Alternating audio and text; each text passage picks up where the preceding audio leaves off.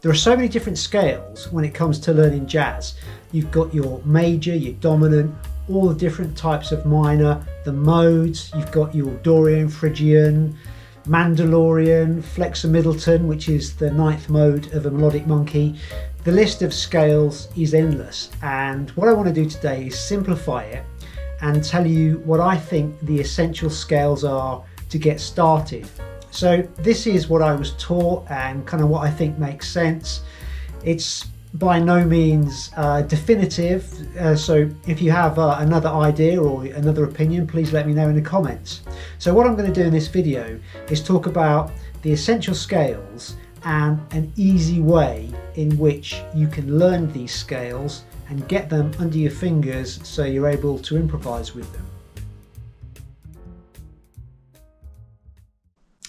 So altogether there's 4 that I think are really useful, but we're going to condense it and keep it really simple. So first of all, let's talk about the major scale. The major scale is so important because so many other scales relate to the major scale.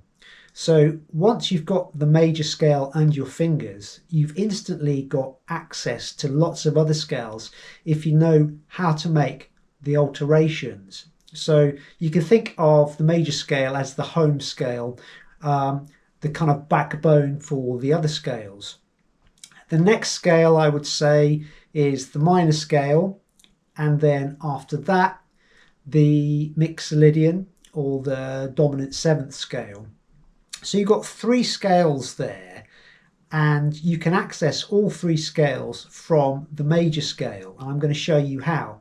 There is a 4th scale, which is the minor pentatonic, which is a really great scale for getting into improvisation really quickly, and I put that one in there as well.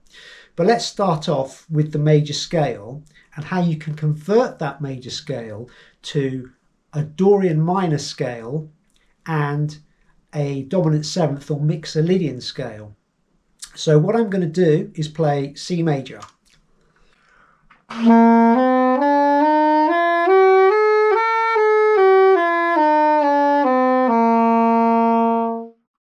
Okay, so the next step is to play C major, but start and finish on D.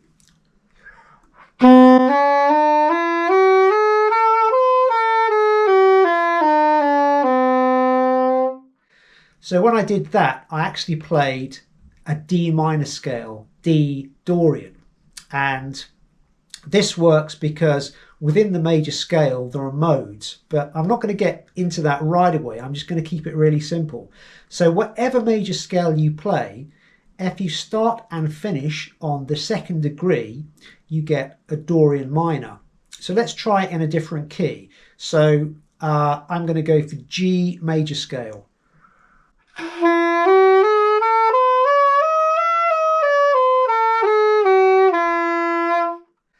So if I start and finish on the 2nd note, which is A, I get A minor scale.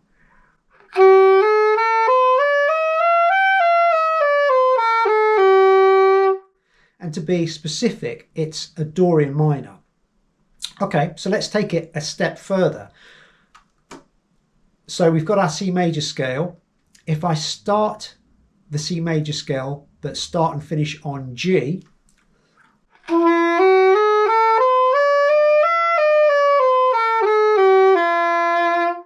I get the Mixolydian scale or dominant 7th scale.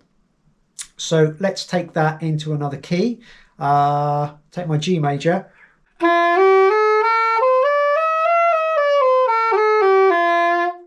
I'm going to start and finish it on the 5th note, which is D.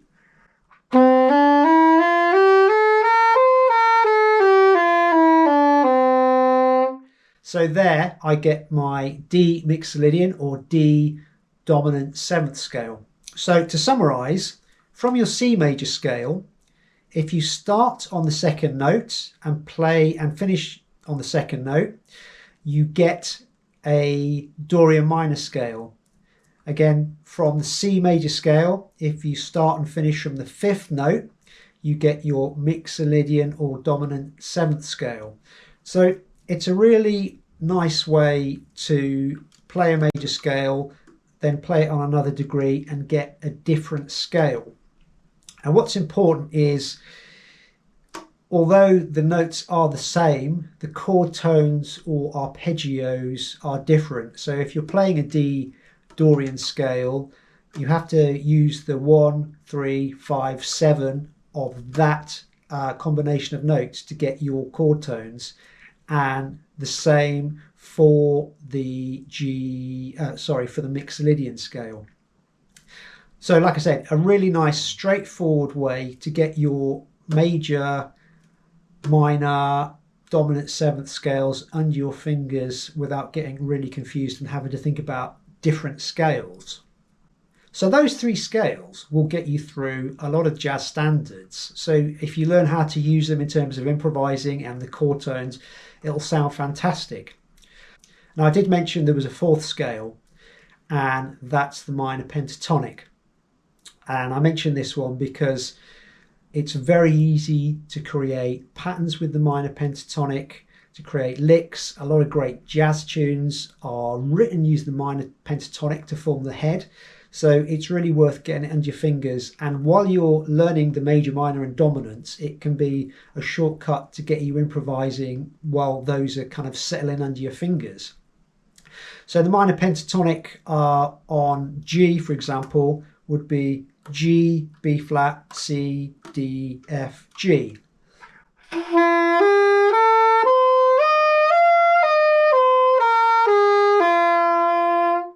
And that combination of notes will work over so many tunes. It's really worth learning. And I mentioned the G minor pentatonic because it's also just one step away from a blues scale.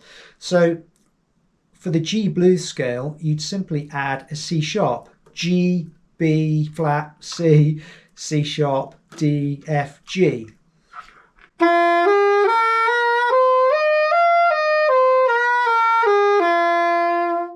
So like I keep saying, every time you learn a scale, you're usually just a couple of steps away from incorporating another scale.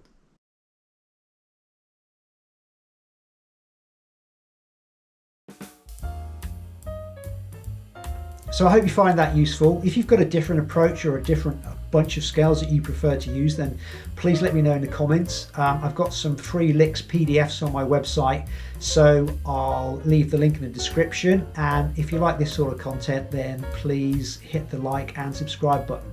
See you again. Ever wondered how the world's greatest saxophonists get that rich, captivating tone? The Tone Bible reveals their secrets, the exercises, techniques, and mindset behind the sound.